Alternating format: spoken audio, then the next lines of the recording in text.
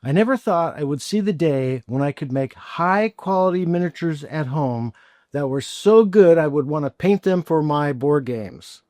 But here we are. So real quick, this is a short video about my story about how 3D printing changed my life. And it's really about three things: how I watched it for many years and what made me finally cave and get one, my setup because it's awesome and it might be awesome for you, and at the end, we'll go through the steps it takes to make an awesome miniature that is good enough for you to paint and use in your games. Enjoy! This is Cybermark Studio. Because all the good cyber names were taken. Okay, let's start with a quick walkthrough of my setup because you might get some good ideas from this. I'm setting up on an old nightstand I got at an estate sale, so very cheap there.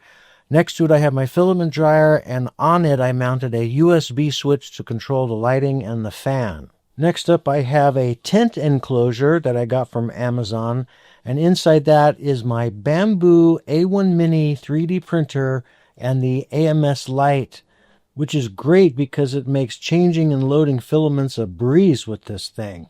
As you see, it's spacious enough to fit all that, plus another filament dryer. Now, in my view, you need some kind of enclosure or tent with this thing because of the fumes it generates. We had it in the garage and we ran an overnight job and it filled the whole garage with fumes, gave my son a headache, so we put it in a tent. And as you can see, I was able to 3D print some fixtures here to connect the concluded fan with this thing, run it through some hose, and out through the window.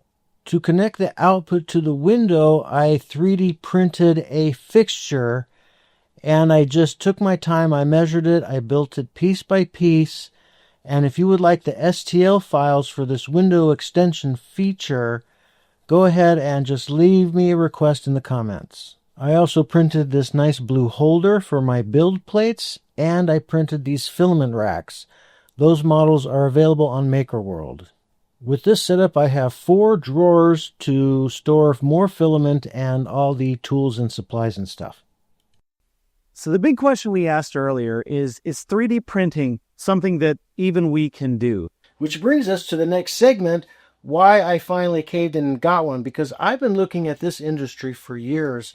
I was following the first MakerBot when it got going. I've been following Kickstarters. I saw the documentary. I've been looking at Amazon, and I have decided that it was just too complicated. I didn't want to take on a whole nother hobby just to be able to print for a hobby I already had. But then finally, I saw this video. I want to know how you did with your 3D printer. It was so easy. I just had this app on my phone. I just clicked on I wanted 3D print, and it just did it for me. It just did it. Well, what did you make? Well, I made 3 things. Number 1, I'm a gamer, so I made this Fortnite thingamajigger. Okay, the second thing I made was this. You just, if this was a wall, you just clip it on, and then just hit. That's pretty cool, and it's pink, too. The last thing I made is this little jacket. It's a flexi jacket. Oh, it's so cute. Wait. You made this on the 3D printer? It's better than anything I made. That's cool. Did you have to put... What? Thank you. That's so awesome. You know what? I got something for you, too, because those things will do us no good in the workshop whatsoever, but I made you a little pocket square. And it's pink. Let's talk. So this video is a creation of my friend David, who runs a channel called Worst Workshop. Tagline, mistakes will be made. 3D printing has been showing up in so many hobbies that now the algorithm knows that if any particular niche does a 3D printing video, it doesn't mean that they're suddenly becoming a 3D printing channel, although you certainly could do that with this unit alone, and people have, and people are. But when I saw the little kid do the cool dragon print with just her phone, I knew I was onto something. The Bambu A1 Mini has broken the barrier of automation, and even a child can do it. And that's when I finally caved in and got one. I hit it on a Black Friday sale, $180 for the A1 Mini alone by itself. And I was kicking myself because I really should have got the AMS light to go along with it. It is a game changer. And that brings us to our next segment where we set up the print to actually print a nice miniature that is good enough to paint. And see, I painted it. We'll go through those steps a little bit too. Carry on.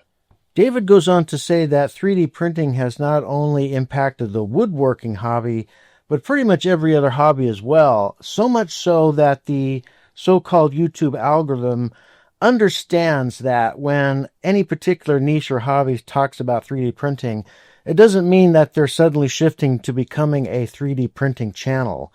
Although you could very easily pick up an A1 Mini and start your own 3D printing channel, and many people have.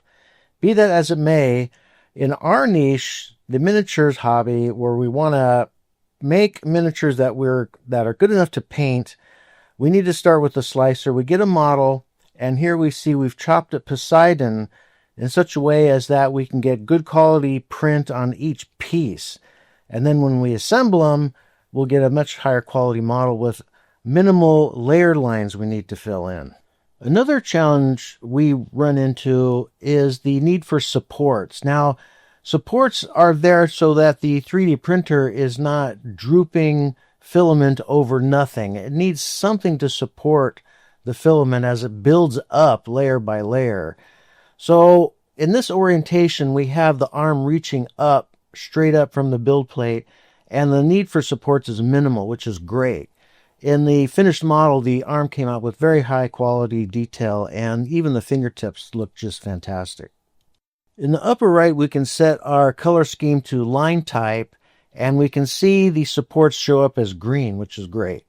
In the left, you can see we've set for high quality printing and very thin layer lines. In our case, 0.06 millimeter layer lines is really fine, and this model came out great. This part of it really was excellent. Now we're looking at one of the most critical parts, the front of the main body, and we can see there's going to be some layer lines to fill in, but they filled in pretty well with a little bit of putty and a little bit of sanding. Really not too bad.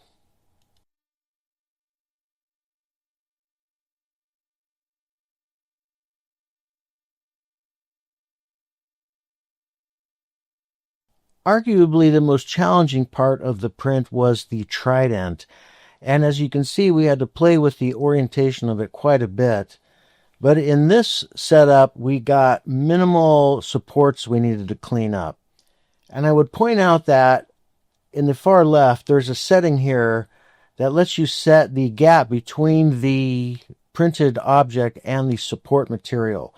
So you can increase that a bit. I increased it to 0.18 millimeters, and that made the supports easier to break free and easier to clean up. Overall, the Trident came out great and is remarkably tough and very resilient to gameplay handling. And with those settings, we came up with an excellent quality miniature worthy of painting. From there, I applied black, gray, and white primers to create a strong zenithal from the upper right of this model.